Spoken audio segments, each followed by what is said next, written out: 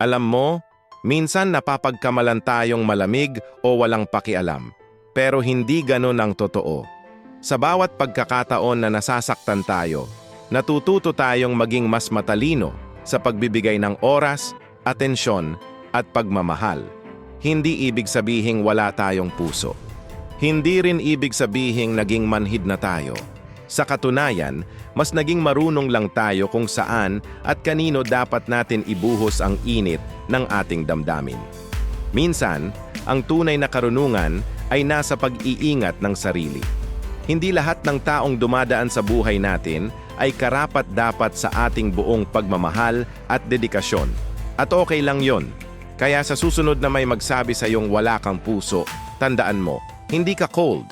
Natuto ka lang kung paano pahalagahan ang sarili mo. Kung gusto mo pa ng mga ganitong pagninilay, i-follow mo lang ako. Salamat sa pakikinig.